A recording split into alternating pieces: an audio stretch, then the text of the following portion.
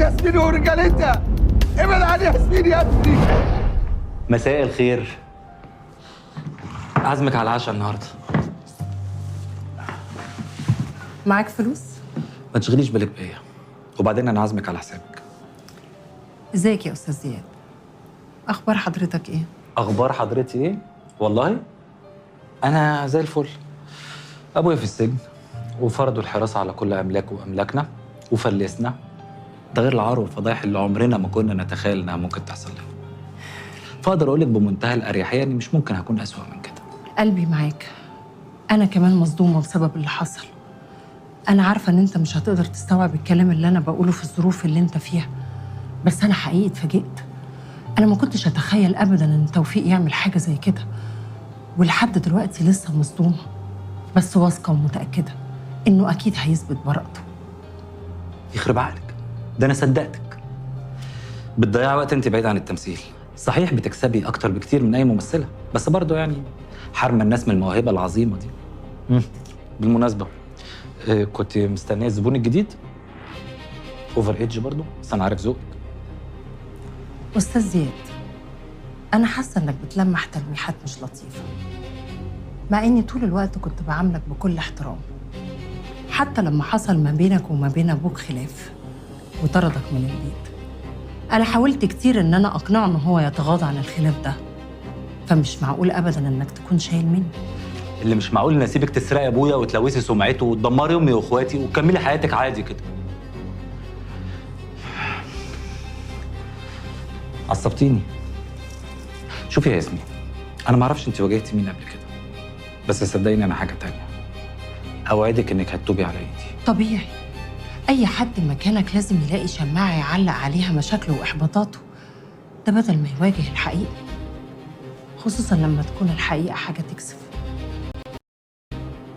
بقى انا سرقت باباك، انا دمرت امك واخواتك، وانت يا زياد انت اللي هتخليني اتوب. هو انت ايه مصدر قوتك يا زياد؟ جايب منين يعني الشبحانه والسيطره دي؟ ايه العقبات اللي مريت بيها في حياتك مخلياك متخيل انك مختلف عن اي حد انا واجهته قبل كده؟ هو انت عارف انا واجهت مين وايه؟ عارف انا هنا ازاي وبعد ايه؟ جايب الثقه دي منين؟ انا معايا الحق وده كفايه. الحق عايز قوه تحميه وتحققه، وانت تافه. كل اللي تعرفه مقاس جنط العربيه السبور كام، كل اللي انت خبره فيه ازاي تخش على واحده تافهه زيك تبلفها بكلمتين وتاخد منها اللي انت عايزه، وبعد كده تدور على اللي بعدها. كل اللي انت شاطر فيه ازاي تصحى الساعه 5 العصر تصرف المصروف اللي بابي بيديهولك، واللي هو اكتر بكتير من اي موظف مكافح شريف بيطلع عين اهله علشان يكسبوا في سنه. اللي زيك لما الامتيازات الرهيبه بتخلص بيتدمروا، زي ما تكون كده مربي كلب في البيت بتدلعه وتعوده على الاكل النظيف، واول ما بترميه في الشارع كلاب الشارع بتقطعه. ايوه عارف انا موضوع تربيه الكلاب ده، لان ده تقريبا نفس اللي ابويا عمله معاكي. لمك ونضفك وعينك ونطقك كده بعد ما جوزك اللي قبله رماكي في الشارع. بس الفرق بينك وبين الكلب ان الكلب مخلص ما بيخونش صاحبه. الفرق بينك وبين الكلب يا ياسمين ان الكلب انضف بكتير. هو انت فعلا شايفني كده يا زياد؟ انت صعبان عليا قوي، صعبان عليا لدرجه ان انت لو فكرت تعمل لي اي حاجه انا مش هعمل فيك حاجه خالص، انك هتخلص على نفسك من غير اي تدخل مني. اتفقنا، بس ما ترجعيش تعيطي. جود لك. مش قلت لك؟ مساء الخير. ازيك يا حبيبي؟ اهلا. زياد، كنت بشتغل مع بابا وقابلته هنا صدفه. سامر بيه عبد السلام، خطيبي. اهلا وسهلا بحضرتك. اهلا بيك. فرصه سعيده جدا. انا اسعد. طيب يا مدام ياسمين، انا هضطر استاذن، بس هنتقابل كتير. على فكره انت معاك ست الماس، خلي بالك منها. ياسمين حاولت تقتل هاشم الفحام. لا، عربيته متبهدله على الطريق الصحراوي بس هو ما كانش فيها. انت عرفت منين ان هي اللي عملت كده؟ بفضل صفيه. الاوفيس اتبدل. احنا دلوقتي نقدر نسمع كل اللي بيتقال في مكتب هاشم الفحام الرئيسي. بعد ما خلصنا من حوار الفلوس ده قعدت اسمع اللي بيتقال هناك. في حد كان عارف اللي هيحصل وحذر هاشم. مين؟ علي نصير. علي واحد مشبوه وليه سوابق كتير. ساب شغله واشتغل مع ياسمين في شركة أرض المستقبل. حسب ما عرفت كان بيحبها تقريبا، وهي واضح إنها حلال. لما الشركة وقعت الشركة قرروا يضحوا بيه. اتفضل. اهلا علي. ازي حضرتك يا هاشم بيه؟ انا تمام الحمد لله. ها، ايه الاخبار؟ ياسمين بتخطط عشان تقتلك، وجهزت لحادثة عشان الموضوع هيبان قضاء وقدر. خد بالك يا هاشم بيه. تشغلش بالك، انا هتصرف. انا متشكر قوي يا علي. على ايه بس؟ انا طول عمري في خدمة حضرتك. ورغم إنه اتحكم عليه بسنة واحدة، وبعد ما طلع حاولوا يعوضوه، بس عمره ما نسي غدرهم. رجع يشتغل معاهم عشان ينتقم منهم، وبقى عين لياسمين عند هاشم وعين لهاشم عند ياسمين، وبدل ما يخلص عليهم هيخليهم هما اللي يخلصوا على بعض. علي ده هو اللي ساعد ياسمين عشان توصل لمي وتجندها عشان تعرف اسرارنا. يعني ايه؟ انت بتخونينا؟ لا، مستحيل الأبلة مي تعمل كده. انا ممكن اخونكم بسبب موضوع الابله مي ده.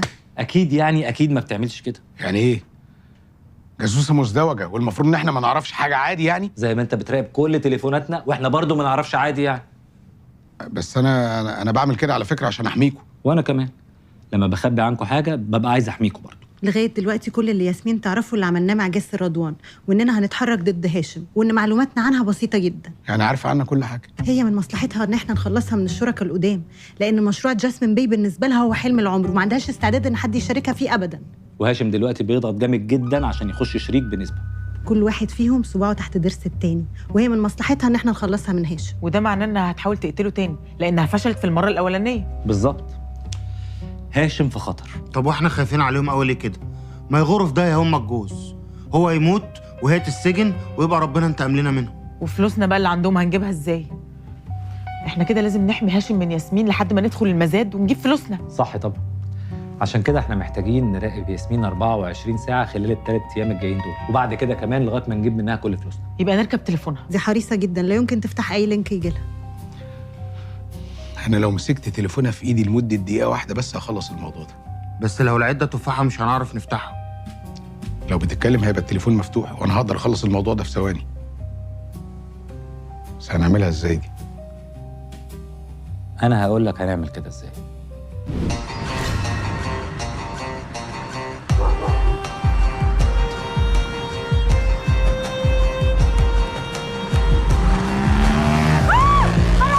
ما تخافيش يا ست، ما تخافيش. خايف انت بتهرب مني يا حيوان وهكون قفلت. تصدق شكلك رعاف فعلا. اخلص يا حيوان. ولا كان ينفع تاخد صورها؟ وانت ايه اللي موقفك مدخول في 60 داهيه؟ اطلع قرني بدل ما امسك فيه. جاي لك يا ست، جاي لك يا ست. أنا مش عارفة أشكرك إزاي. ممكن تقبل مني المكافأة البسيطة؟ أعوذ بالله، أنا بعمل دي لوجه الله. أنت شكلك طيبة وبنت حلال وزي القمر. خدي بالك من حاجتك يا ست. متشكرة قوي. يلا.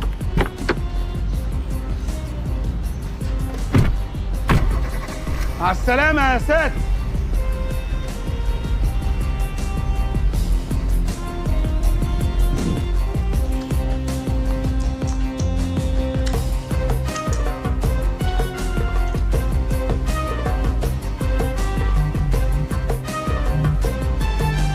ياسمين بتكلمني.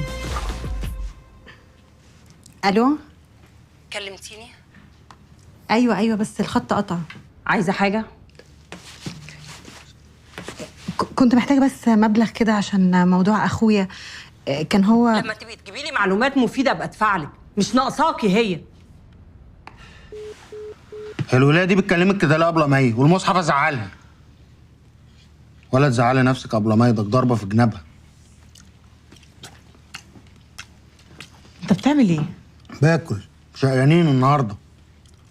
تاخدوا صباع؟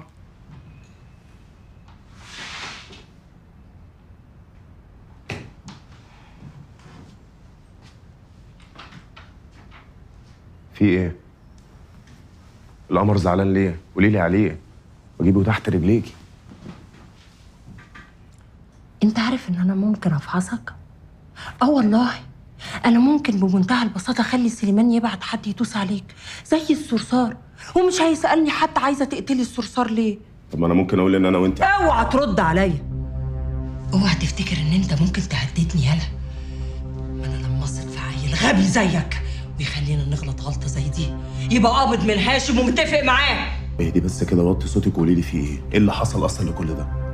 يعني انت ما كنتش تعرف ان هاشم مش في العربيه؟ نعم. ازاي يعني؟ انا شايفه بعيني وهو خارج من بيته وركب عربيته ومشي، وانتي قلتي لي انا هتصرف في الموضوع ده بره عنك. لو كنت كلفتيني بيه وما حلتش ساعتها تبقى تزعلي. دوريها في دماغك هتلاقيني ما عملتش حاجه. لو اني اصلا مش قابل ان انت تبقي شاكه فيا، بس ماشي. انا ممكن اريحك واقول لك نوقعه ازاي. ايه رايك في قضيه اداب تتفصل عليه؟ ارغي. هاشم بيحب يروح سبا، والسبا ده مشبوه. في بنت هناك بيحبها قوي، سحراله تقريبا. تليفون صغير للبوليس وهو تحت ايديها في ثواني ما يبقاش موجود. البنت ممكن نخبيها وما نطلعهاش تشهد غير لما يعمل لي القمر اللي هو عايزه. دوريها وقولي لي نحب ننفذ امتى. انا خفت. انا قطعت الخلف. انا صباع المحشي وقف في زوري. دي قتلت قتله بجد. طب نبلغ هاشم ولا نعمل ايه؟ لا، لا ايه؟ ده هتلبسه قضيه اداب هيتسجن. هنخلينا وراها وهنشوف هتعمل ايه وهنتدخل في الوقت المناسب. انما انا مش عايز هاشم يتصرف بطريقه مختلفه. مش عايزه يخاف او يبعد او يغير اللي كان ناوي عليه. المهم دلوقتي، عملت ايه في الرسمه اللي قلت لك عليها؟ شغاله فيها بس محتاجه كام يوم. مهم تخلص في الوقت اللي اتفقنا عليه. ومي، عايزك تحجزي في المزاد. حاضر. واهم حاجه دلوقتي ان احنا نراقب ياسمين 24 ساعه. هنعمل عليها شفتات زي بتوع الامن. انا همسك شفت بالليل لما بتروح البيت. هو انت ينفع تبطل سفاله ومحشي يمكن ربنا يكرمنا؟ ما هو ده لو بطل سفاله يتحرق. وبعدين يا بني ادم يا معفن، شراباتك وبوكسراتك اللي راميهم في كل حته في البيت ريحتها هتخنقني هتموتني. تصدق انت ظالم لان انا حاططهم في البلكونه في الشمس. ما كده الشارع كله هيموت. تعالي يا مريم، عملتوا ايه؟ تمام، قابلنا كذا حد وعملت لحضرتك ريبورت. اهتموا يعني ولا ايه؟ في اهتمام طبعا، بس يعني اغلبهم مستنيين الكونستراكشن يبتدي الاول قبل ما يشتروا او يدخلوا الماركتنج كامبين بتاعتنا. تمام. ايه رايك في دول؟ عايزك تختاري واحده. ايه ده اشمعنى؟ اصل عايز اجيب هديه لحد عزيز على قلبي قوي وخايف ذوقي ما يعجبهاش، فقلت اختار على ذوقك يعني. انت اي حاجه منك حلوه، اكيد هتعجبها. يا ستي متشكرين على الكلمتين الحلوين، بس يلا اختاري بقى. المهم تكون حاجه تعبر عن حبي. يبقى القلب ده. حلوه بجد؟ قوي. اللي معاوي ثانك يو بالزيت.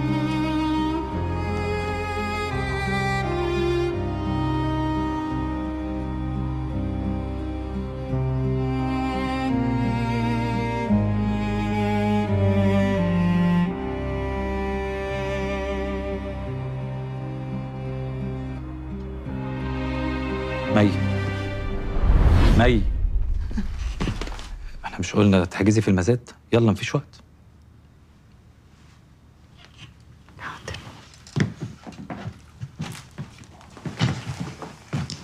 يعني الملعب مش فاضي؟ ما اعرفش. خدي بالك، احتمال كبير قوي يبقى بيعمل كل ده عشان يرجع يكلمها تاني. تفتكري؟ افتكر انك لازم تتحركي بقى. مش شايفني. وريه. حاولت كتير ومفيش فايده. اغريه. ايه؟ وبعدين طنشيه. خليه يتبرجل يقول ايه ده مجنونه دي ولا ايه، يبقى عايز يفهم في ايه. صفية انت بتهزري. انا عايزه افهم حاجه بعيدا عن كل ده. ايه الصدف دي؟ هي مش مريم كانت شغاله في شركه ارض المستقبل للتنميه الزراعيه، ودلوقتي شغاله مع الزفته اللي اسمها ياسمين. ياسمين بقى ما كانتش تعرف انها كانت مرتبطه بزياد؟ اكيد تعرف، وعشان كده شغلتها عشان تبقى تستخدمها رهينه. هو مين زياد ده وايه علاقته بياسمين؟ تصدقي انا غلطانه ان انا حكيت لك حاجه عني. انت غلطانه بس في حق نفسك، ولو فضلتي كده هتفضلي طول عمرك مسجونه في السجن الابدي ده. فوقي. انا بس في حاجه هموت وافهمها. هو مش زياد ده كان عادي من ضمن المودعين؟ ياسمين بقى عرفت منين انه كان مرتبط بمريم؟ انا في حاجه واقعه مني بس هجيبها مش هحل.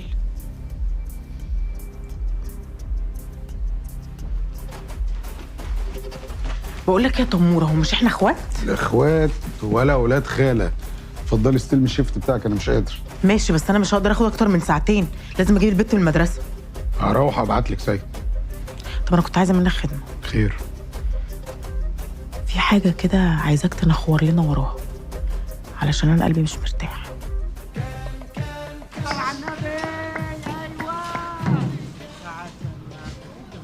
الجمال ده، الله على الاكل اللي معمول بحب. يا لهوي على الدلع، يا لهوي على الاكل اللي معمول بحب. ايه ده؟ انا بقول ايه ده؟ الله، تيكو تعالى حبيبي، حماتك بتحبك. واقف ليه يا جدع؟ ده بيتك. ما هو بيتي. مين دي؟ ودخلت هنا ازاي؟ وبتعمل ايه هنا اصلا؟ ما تقلقش يابا، دي تبعي ودخلت بالمفتاح. عملت لها نسخه يعني بعد اذنك، عشان لو جت واحنا بره ما تقعدش على البسطه اللي طالع والنازل يبص عليها، وانا غيور بطبعي. طب متخلف يالا؟ تديها مفتاح بيتي؟ يا جدع دي اموره. وهي اي واحده اموره تديها مفتاح بيتي؟ ده انا طايقك في حياتي بالعافيه يا اخي. من ورا قلبك. جايب لي نسوان في البيت يا سيد؟ لا يا عينيا، انا مش نسوان، انا اموره. اموره وحشه ده مش مبرر لوجود حضرتك هنا. وعامله لكم طاجن موز وطاجن كوارع يرم عضمكم. هما كرعين، انت كارع وانا وسيد كارع. شفت حنيه قلبي الجميل؟ عامله لك انت لوحدك كارع وانا وهي كارع. مش فاهم انت كارع عيشتك ليه؟ ودي. لا لا لا لا لا لا لا يا سيد. يا جدع ما تقلش مني قدام الجماعه بقى، انا مفهمها ان ده بيت اخويا. بيت اخوك يالا؟ انت هبلت يالا ولا ايه؟ يالا قدام الجماعه. يالا. يا بيه عشان توجب معانا تعمل لنا لقمه سخنه بدل اكل الشارع اللي نشف جفنا، وهتنزل على طول. تنزل دلوقتي حالا. تعالوا كلوا الاول بعدها اتكلموا براحتكم. انا هنزلها بنفسي، تعالى بس كل لك لقمه. كل لك لقمه. مش عايز اطفح. انا عايزك تدوق حته الموزه دي وبعدين نبقى نتكلم. بس يا سيد مش عايز اكل يا اخي، انا الله. بتتزفلط في ايدي. بس يا سيد بقى مش بالعافيه يا اخي. ولا ورق العنب، يا لهوي سيمفونيه، يا لهوي. ايه يا سيد يا سيد؟ سيمفونيه. الطاجن بيوحوح يا سيد. من والاكل حلو ولا انا اللي جعان يا سيد؟ هو حضرتك اللي طبخه الاكل ده؟ لا، سفراجي. تخلصي الاكل ده وتعملي لنا كوبايتين شاي وتغوري في نصيبه ما تجيش هنا تاني ابدا. طب ده انا كنت ناوي اعمل لك المره الجايه برامي الباميه بالفخده، بس خلاص بقى مالكش نصيب. ناكله بره بقى. ليه يا سيد؟ ليه فخدتنا تبقى بره بيتنا؟ ما فخدتنا تبقى في بيتنا وناكلها مع بعض يا سيد. الله، ما انت مش طايقنا. ساعة شيطان يا سيد، يعني فوتها لي، ما انا بفوت لك ياما يا اخي. انسه اموره، بعد اذن حضرتك، هو انت بتعرفي تعملي ملوخيه بالارانب؟ ملوخيه وارانب وورقه لحمه ورز معمر. اما اقوم بقى اجيب لكم صينيه القرع. تسلم ايدك يا عسل. قرع؟ وانا بحلم يا سيد؟ انا في النعيم ده بقى ياما.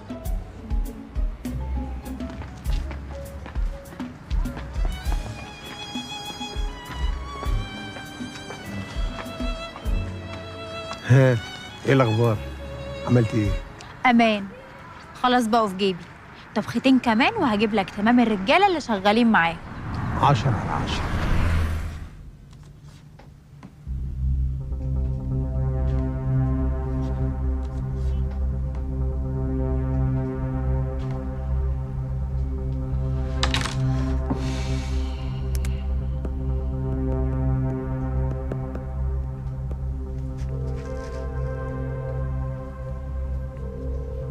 يا عالمي، وحشني.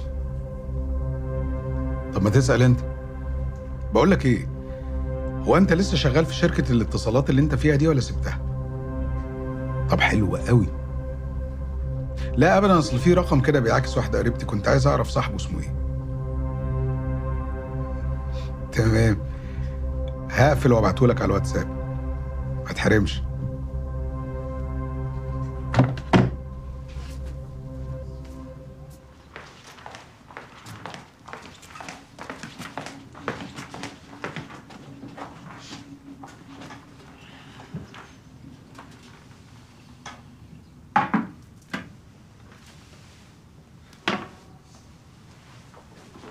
ايه ده؟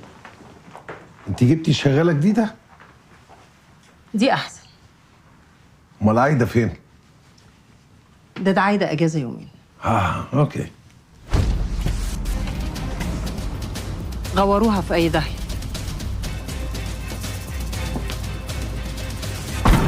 صباح الخير. نعم. صباح النور. انا معايا البت. بت؟ البت اللي شغاله في الاسبوع اللي بيروحوا هاشم اللي قلنا عليها.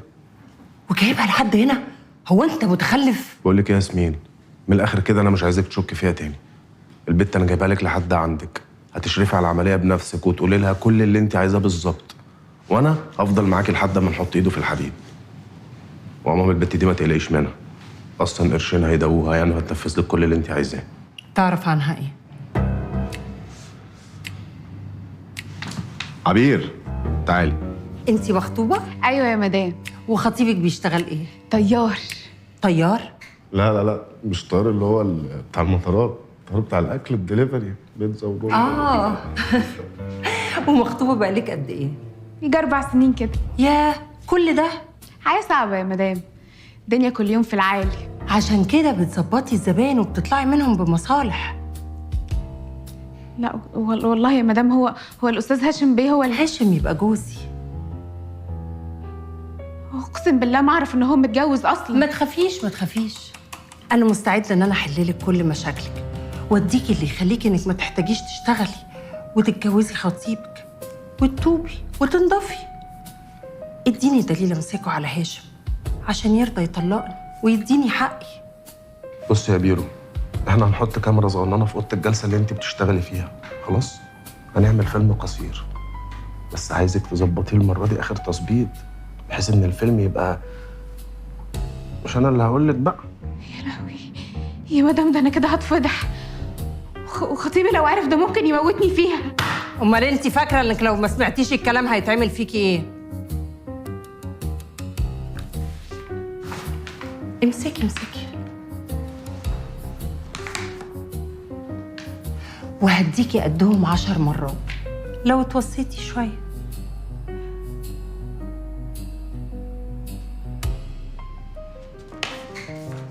تحت امرك يا مدام. هتعمل لهم اللي هم عايزينه. دول ليه سوا؟ ده ناقص تجيب خطيب البت يساعد في الفيلم. فيلم ايه؟ ده عايزه تلبسه قضيه اداب وتسجنه. يعني هي بتضحك على البت؟ طب ما فيش طريقه تخلينا نعرف نشوف الفيلم ده عشان الشغل يعني؟ هو ما بيسمعش؟ الفهم بعافيه شويه. ما هو ده الطبيعي اصلا. هنعمل ايه؟ المزاد بعد بكره.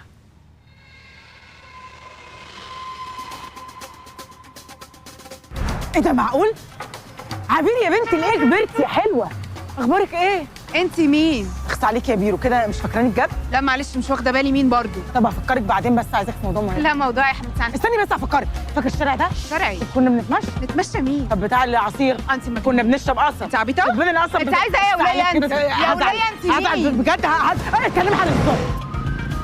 ظابط؟ انت ظابط؟ ايوه طبعا ظابط، مش باين ولا ايه؟ اهو. ظابط ولا مش ظابط؟ اتفضلي اركبي. اركب ايه؟ انا ركبت قبلك. اركبي انا ركبت قبلك. اركبي. غريبه. اقفل لي يا ابني نزله غمر، ما طلع لك البطاقه احسن بقى.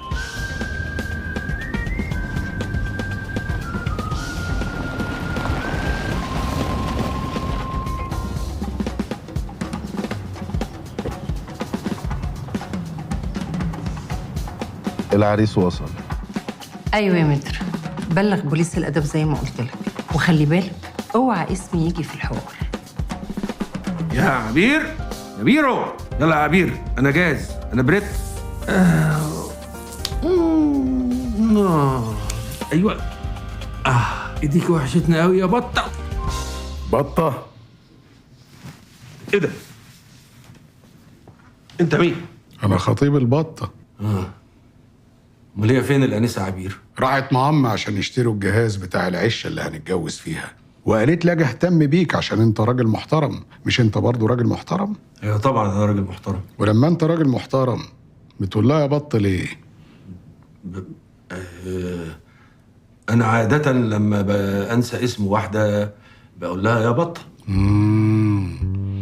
طب انساها خالص بقى عشان انا هتجوز البطه وهرقدها في البيت. الف مبروك، الف مبروك، وشدوا حيلكم كده وهاتوا لنا بقى بط صغير كده. ادعي لنا ان ربنا يبعد عنا بس الفرارجيه.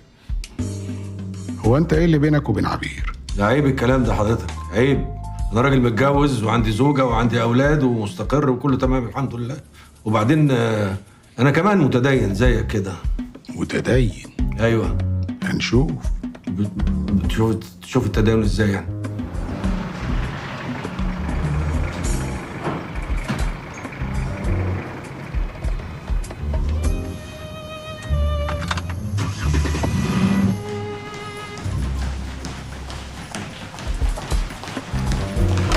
الله اكبر. واللي حصل ده بقى موجود فين في كتاب فن الحرب؟ في حاجه شبهه مش بالظبط يعني، في الباب السابع بتاع التحركات والمناورات. يا سيدي. بيقول لك ايه بقى؟ لا تحاصر عدوك من جميع الجهات، اترك له طريقا للهرب لكي يحارب بعقل لا بيأس. وده ممكن نستنبط منه مقولة انقذ عدوك النهارده عشان تعرف تخلص عليه بكره بمزاج. عظيم. ما بتفكرش تسيب اللي انت بتعمله ده وتعمل دكتوراه في كتاب فن الحرب وتفسيراته؟ تكسب ذهب. ما بفكرش اسيب اللي بعمله لاي سبب ايا كان. مالك؟